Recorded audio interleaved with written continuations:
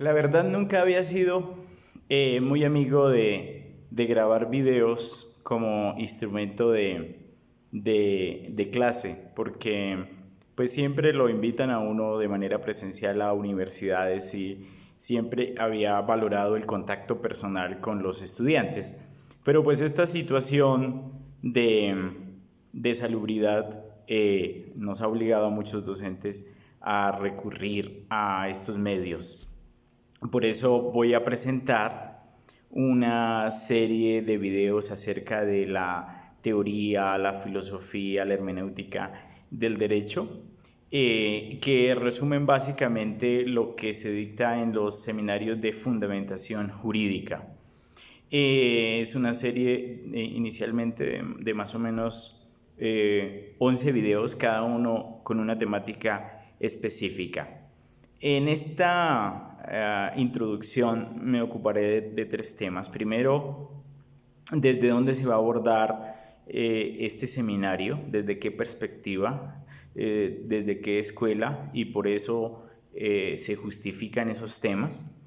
En segundo lugar, algunas categorías necesarias para tratar la temática de la teoría, la filosofía, la hermenéutica jurídica, cuatro palabras claves, que son la legalidad, la legitimidad, la eficacia y la validez del derecho.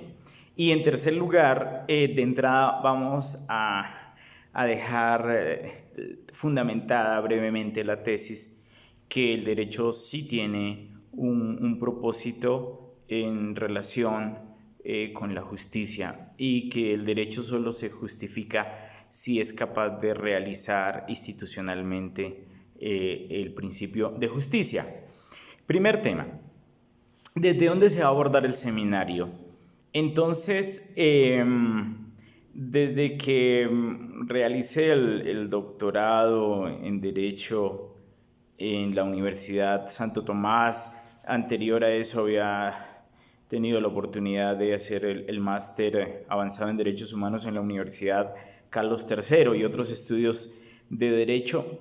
Me inscribí teóricamente en la escuela de Kiel, esa escuela que se desarrolló posterior a la Segunda Guerra Mundial en Alemania, sobre todo con Gustav Radbruch, y cuyos principales herederos y expositores son hoy personajes como Robert Alexi, como Borowski, que también ha tenido un desarrollo en el caso de Colombia, en algunos profesores del Externado, de los Andes, por mencionar alguno, el doctor Bernal Pulido, quien es ahora magistrado de la Corte Constitucional, y otros. Y dentro de esta teoría me llama profundamente la atención un libro no muy antiguo de Alexi, en el que defiende la teoría de la doble naturaleza del derecho. Como nosotros sabemos, Alexi pasó o ha construido libros acerca de argumentación jurídica, acerca de los derechos fundamentales, y en la última parte de su vida se ha dedicado en concreto a cómo fundamentar el derecho, qué es el derecho. Y en ese sentido nace esta tesis de la doble naturaleza del derecho. Dice esta tesis, dice Alexi, que el derecho por un lado aspira a lo correcto. El derecho tiene una pretensión de corrección y el derecho por otro lado aspira a lo coercible, a institucionalizarse, a hacerse efectivo en la sociedad. Entonces son dos caras del derecho que teóricamente se pueden entender, pero que en el acto del derecho, entendido como acto del habla o como discurso, pues son una sola realidad. El derecho por un lado aspira a lo correcto y el derecho por otro lado aspira a lo coercible. ¿Qué significa que el derecho aspira a lo correcto? El derecho aspira a lo correcto porque el derecho tiene la pretensión de realizar el principio de justicia. Justicia distributiva, justicia conmutativa. Existe justicia distributiva cuando hay un poder central que tiene a su cargo bienes o tiene a su cargo cargas y debe distribuirlo entre diferentes sujetos. Y hay pretensión de corrección cuando esa distribución se da de la mejor manera, cuando hay la aspiración que esa distribución se haga de la mejor manera. Por ejemplo, un Estado que recauda impuestos, luego, cuando distribuye los impuestos, realiza la justicia distributiva si distribuye los impuestos acorde con las necesidades. Al que tiene menos, el Estado le debiera dar más. Al que tiene más, el Estado debiera recaudar bastantes impuestos y retornarle menos. Hacerlo con honestidad en los funcionarios que realicen esa distribución, que no haya manifestaciones de corrupción, hacerlo con conocimiento de cómo los bienes pueden dar el mejor beneficio, o sea, sin negligencia. Todas estas características son de la pretensión de distribución correcta, que es la justicia distributiva. Pero al lado de la justicia distributiva existe tradicionalmente también la idea de la justicia conmutativa, que es la que se da entre iguales, cuando ante una prestación viene una contraprestación equivalente. Yo doy mi trabajo y a cambio de mi trabajo me dan un salario. Se supone que el salario es equivalente al grado de trabajo que yo tengo. Si yo entrego un bien en arriendo, entonces la persona lo va a usufructuar como su vivienda y a mí me entregará un dinero. Entonces hay una contraprestación. En las permutas, en las compraventas, en cantidad de contratos del derecho civil y comercial, sobre todo, se dan esas contraprestaciones que son manifestaciones de equivalencias. Cuando esas contraprestaciones aspiran a ser correctas, o sea, una contraprestación es una equivalencia en justicia, entonces se supone que se está realizando la justicia conmutativa. En la justicia distributiva también hay un elemento, no solo en los bienes como impuestos, sino también hay en las cargas, porque cuando un Estado otorga a los ciudadanos que han infringido la ley una carga, por ejemplo, una multa o una privación de la libertad o una medida de aseguramiento, también lo hace de manera distributiva y proporcional a la infracción que el ciudadano cometió. Entonces aquí también se da la justicia distributiva. Pero en este caso también se puede dar la justicia conmutativa, porque la persona cuando ha cometido un delito, fuera de recibir justicia distributiva a través de una carga que le impone el Estado, puede tener que compensar a la otra persona acorde con el daño que ha cometido. Entonces ahí lo que se da es una justicia, por un lado, distributiva, y con respecto a quien ofendió, es decir, a la víctima, se puede dar una justicia de orden conmutativo. Entonces a veces las dos justicias se entremezclan. Ok, entonces el principio de corrección busca que se realice el principio de justicia de acuerdo con la teoría de Kiel. Para que esta justicia se realice, o sea, para que la distribución y la corrección se den en la pretensión, se requiere estudiar varias temáticas, y son las temáticas que se estudian a lo largo del seminario. Entonces, ¿qué se requiere estudiar? En primer lugar, se requiere estudiar las teorías jurídicas, o sea, se requiere estudiar qué es el derecho para cada escuela jurídica, porque de eso va a depender cómo se valore el principio de justicia distributiva o correctiva, o si no se valora. Se deben conocer las escuelas y luego valorar si esas escuelas desarrollan o no ese principio de justicia. Entonces, por eso en el seminario se va a estudiar básicamente las siguientes escuelas. El justnaturalismo, que lo estudiamos en la antigüedad, griegos y romanos, en el medioevo, con San Agustín, Santo Tomás, en la modernidad, los contractualistas, Rousseau, Locke, Hobbes, y un justnaturalismo contemporáneo con Gustav Radbruch. En segundo lugar, estudiamos otra corriente, que es el positivismo. El positivismo, miraremos qué busca, cuál es la pretensión del positivismo, qué es un positivismo excluyente, qué es un positivismo incluyente, qué es la formalidad de la que nos habla el positivismo. Veremos positivistas como Kelsen, como Hart, como Joseph Raz, otros positivistas de esta época como Antonio Amado, español.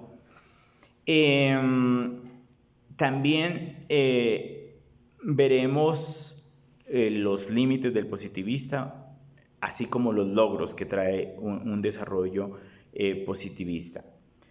Posteriormente veremos la escuela realista, el realismo, que es de origen norteamericano, pero que ha tenido desarrollos en Italia, en los países escandinavos, incluso en España. Ese realismo que no mira tanto el derecho como lo que debiera ser el derecho, sino el derecho como es, con las presiones que existen para que surja, etc. Entonces lo estudiaremos como tercera escuela. Y como cuarta escuela, pues vamos a estudiar las teorías no positivistas. En esas teorías no positivistas vamos a dedicarle un buen tiempo a mirar cómo ellas provienen de la filosofía analítica, cómo tienen desarrollos en el constructivismo, en las teorías modernas de la retórica, cómo tienen desarrollo posterior en las teorías del lenguaje de Habermas, en la teoría del discurso de Alexis. Entonces acá nos vamos a detener un poco a estudiar filósofos analíticos, por mencionar algunos, John Edward Moore, Richard Hare, John Austin, Wittgenstein, constructivistas también. Veremos a Habermas, veremos algo de Perelman en toda la relación de esa retórica moderna, y luego nos detendremos puntualmente en Alexis y su escuela, en cómo ha desarrollado estas teorías no positivistas. Después de terminar las teorías no positivistas, que dedicamos un buen número de videos, yo estoy viendo acá los videos porque ya están subidos en internet, hasta el video del 1 al 6 están las escuelas. Entonces, a partir del video 7 vamos a ver qué es la institucionalización del derecho.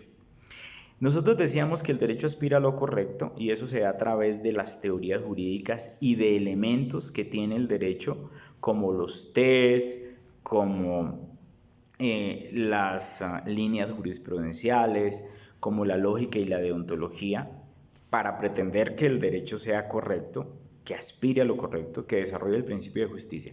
Y decíamos, pero el derecho también tiene la pretensión de institucionalidad. Si el derecho fuera solo teoría, pues sería filosofía el derecho, política, pero el derecho aspira a hacerse realidad en la sociedad, y por eso tiene el principio de coercibilidad. El principio de coercibilidad se da a través de la institucionalidad. O sea, el derecho, para hacerse vida, se institucionaliza. ¿Y en dónde se institucionaliza? Se institucionaliza en el Estado, se institucionaliza en organismos de carácter internacional que son normativos para los ciudadanos, por ejemplo, en los tribunales de protección de los derechos humanos, por ejemplo, en organismos como la Corte Penal Internacional para sus países signatarios, en elementos como el derecho internacional de los derechos humanos, en el derecho internacional privado, en el derecho internacional público, en el derecho internacional humanitario, son elementos internos de institucionalización del derecho. En organismos que también, sobre todo en el derecho comercial, buscan resolver litigios comerciales y que son reconocidos por las partes o por los estados para reconocer esos litigios de orden privado internacional. Vamos a dedicar acá dos videos a mirar cómo el derecho se ha institucionalizado. En el primer video de ellos, que es el video número 7, veremos cómo el derecho se ha institucionalizado en Inglaterra y en Estados Unidos, partiendo sobre todo de la idea de control de constitucionalidad, que es interesantísimo porque eso demarca todo un desarrollo del derecho en el reconocimiento de algunas garantías fundamentales, en la elaboración de organismos de control del Estado. Y después de estudiar Inglaterra y Estados Unidos, vamos a estudiar cómo ha sido ese desarrollo brevemente en Francia y en Alemania, para mirar esa relación entre Estado legal francés y Estado constitucional alemán. Consideramos que el constitucionalismo nace con la Ley Fundamental de Bonn del año 1949, que inaugura una forma nueva de concebir el Estado, en el que los derechos humanos ocupan el primer nivel, se institucionalizan a través de los derechos fundamentales y unas características que vamos a ver de lo que es ese constitucionalismo desde que nace allá en Alemania. Después de ver esa institucionalización del derecho, vamos a dedicar otros 3 videos a 3 temas muy interesantes que corresponden a ambos niveles. Es difícil separar dónde está el nivel de lo correcto y dónde está el nivel de lo coercible. Es la argumentación externa e interna del derecho, tema hoy que se trata, es la argumentación interna del derecho, como el desarrollo de los silogismos jurídicos, y la argumentación externa del derecho como la correcta construcción de las premisas que integran el silogismo jurídico. Es importantísimo el análisis externo e interno del derecho desde la argumentación, porque la no saturación de esta argumentación puede constituir una vía de hecho. O sea, uno, si no sabe construir correctamente desde el punto de vista lógico y material un pronunciamiento judicial, una sentencia, puede incurrir en crear un adefesio jurídico que nada tiene que ver con el derecho. El 10º video tratará el tema de la construcción de líneas jurisprudenciales porque es un tema que ya está decantado, viniendo de Harvard, lo desarrolla en Colombia Diego López Medina, lo desarrolla la Escuela Rodrigo Lara Bonilla. Aquí lo que yo hago es una síntesis de en qué va hoy esa construcción correcta de una línea jurisprudencial como desarrollo de una fuente material del derecho. Y el último video vamos a dedicarlo a clarificar los pasos de la ponderación a través de ejemplos, como suelo hacerlo en el salón de clase. Me gusta explicar de manera detallada en qué consiste cada paso del test de ponderación, que es eso de la finalidad constitucional, de la adecuación, de la necesidad, que es eso de la proporcionalidad en sentido estricto. Esos son los videos. Estos minutos que restan al video voy a dedicarlo a 2 temas, muy rápido. 4 palabras que son claves para el análisis del derecho: la palabra legalidad, la palabra legitimidad, la palabra eficacia y la palabra validez. Cuando hablamos de análisis de legalidad, que es una conquista sobre todo del positivismo, nos referimos a si el derecho ha cumplido unos procedimientos y ha sido expedido por el juez competente. O sea, los análisis de legalidad sobre todo son análisis internos de la norma para mirar si ella fue expedida mediante los procedimientos designados para ella y por el competente. Por ejemplo, si en Colombia vamos a reglamentar un derecho fundamental, pues lo tiene que hacer el Congreso únicamente y mediante unas mayorías cualificadas. Si un derecho fundamental lo reglamentase una asamblea departamental o un consejo municipal, no sería competente. Si ese derecho hubiese sido reglamentado por el Congreso, pero mediante una ley ordinaria, tendría un vicio de procedimiento. Entonces, ese análisis legal es un análisis con respecto sobre todo al competente y al procedimiento. Segundo, legitimidad. La legitimidad ya es otro aspecto, otra manera de analizar el derecho. En la legitimidad se compara el derecho con algo externo. La legitimidad no es una mirada interna del derecho, sino una correlación del derecho con algo que se le compara. Es colocarle un espejo al derecho. Por ejemplo, si se va a expedir el salario mínimo, desde el punto de vista de la legalidad, el salario mínimo tendrá que expedirse por el competente, que en ese caso es el presidente, y segundo, mediante un acto administrativo. Ese es un análisis netamente de legalidad. Pero el análisis de legitimidad apunta a mirar el derecho comparado con otra cuestión. ¿Qué fines tiene el derecho, por ejemplo? ¿Tiene el fin de alcanzar para comprar la canasta familiar? Entonces, en el análisis de legitimidad, la pregunta es, ¿alcanza el salario mínimo para lograr ese fin? En otras preguntas, ¿es justo ese salario mínimo o no? Entonces uno diría, legalmente puede ser pasar la legalidad, pero la legitimidad de nuestro salario mínimo, como de todos los países latinos, no creo que pase la legitimidad, el control de legitimidad o ese estándar, porque el salario no cumpliría la función. Entonces, en la legitimidad se analiza para qué es construida la norma con respecto a un parámetro de justicia y si esa norma lo realiza o no. Un análisis de legitimidad sobre las medidas de internamiento carcelario. La medida busca alejar al sujeto de los ciudadanos para que no incurran más delitos. Es una prevención también, es decir, decirle a la sociedad no haga esto porque mira lo que te pasa, y también busca resocializar al sujeto. La pregunta es si esto se realiza. La pregunta es, ¿realmente esto cumple ese propósito? El análisis de legitimidad nos va a decir, lo cumplen estos estándares, en estos no, etc. Entonces el análisis de legitimidad queda claro, mira el derecho con respecto a. El análisis de validez, que es el tercer análisis que uno puede hacer, es un análisis con respecto a la eficacia del derecho, a la eficacia social. En la legitimidad se miran cuestiones como los principios, la justicia que debe tener el derecho. En cambio, en la eficacia simplemente se mira qué finalidad tiene la norma y si cumple esa finalidad. Entonces, para el caso de las prisiones, no es si la norma cumple ese propósito social de restablecer la pena, sino si la norma socialmente opera, o sea, si la norma socialmente funciona y qué productos tiene. En los análisis de eficacia no se mira tanto si esa norma tiene un propósito de bien común o de justicia, sino si la norma se realiza socialmente, Los propósitos de eficacia sobre todo atienden a la sociología jurídica, los análisis cuantitativos de la realización o no de la norma.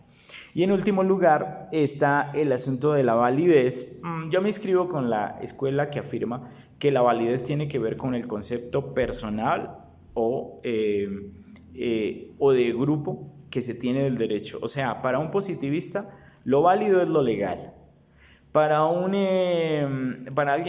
sociólogo jurídico, lo válido es lo que tenga eficacia dentro de la sociedad. Para un justnaturalista, lo válido es lo que corresponda al principio de justicia. Para un no positivista, lo válido es lo legal, más lo legítimo, más lo eficaz, es como la más completa.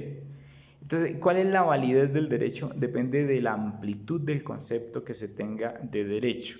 En la tesis doctoral que yo hice, que hablo de intersubjetividad constitucional, para mí válido es el derecho que se crea desde los sujetos que están implicados en esa relación jurídica. O sea, para mí el derecho no es lo que está prehecho, sino lo que se construye a través de los sujetos, teniendo como marco de referencia las normas, los derechos fundamentales, los procedimientos, los tiempos, pero el derecho es construcción de sujetos. Bueno.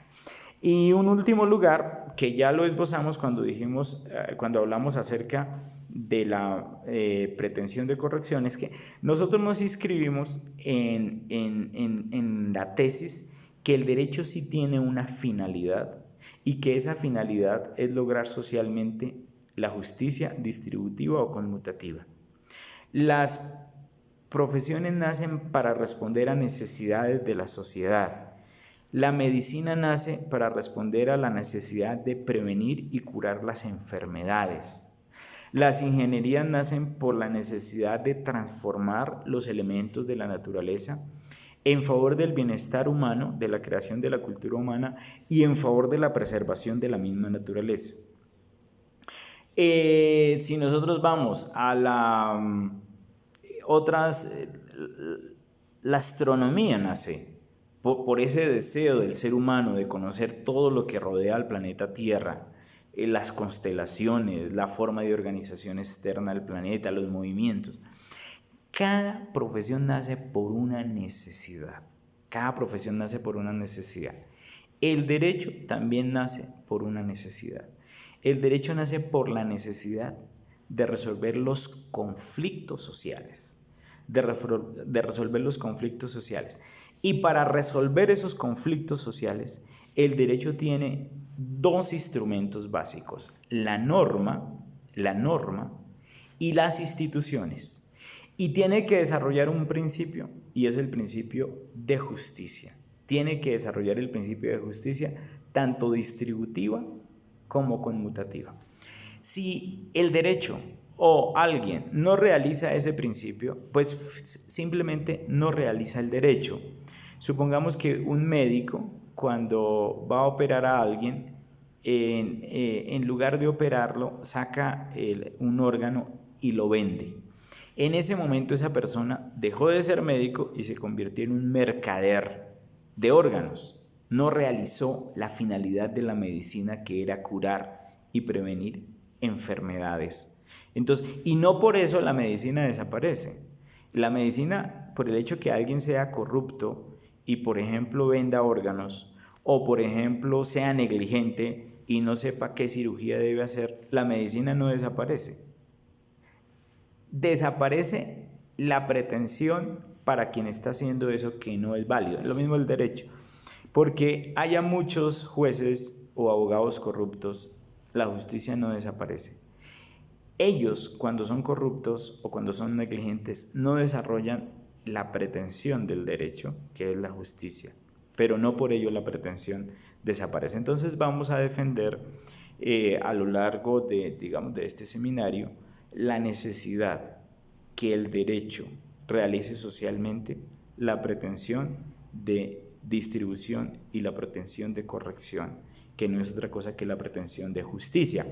Para ello, eso lo afirma la escuela de Kiel de los no positivistas, se debe ser no solo observador del derecho, sino participante del derecho. Se es observador únicamente cuando se analiza y se describe, ¿sí? Eso hace la sociología, eso hace el realismo jurídico. Y se es participante cuando la persona es capaz, desde el principio de justicia, de valorar, de argumentar sobre las conductas, de buscar la mejor respuesta. Entonces, para el derecho no basta ser participante, ser observador, porque ser observador es quedarnos de periodistas. Para el derecho es necesario ser participantes, es decir, intervenir para realizar la justicia en todos los niveles, o sea, desde el nivel de la sociedad civil hasta el nivel de los participantes en la construcción del derecho, hasta el nivel de la institucionalidad. Si todos buscamos la mejor respuesta en el derecho, si todos aspiramos a la realización de la justicia distributiva y conmutativa, el derecho se va a realizar teórica e institucionalmente de la mejor manera.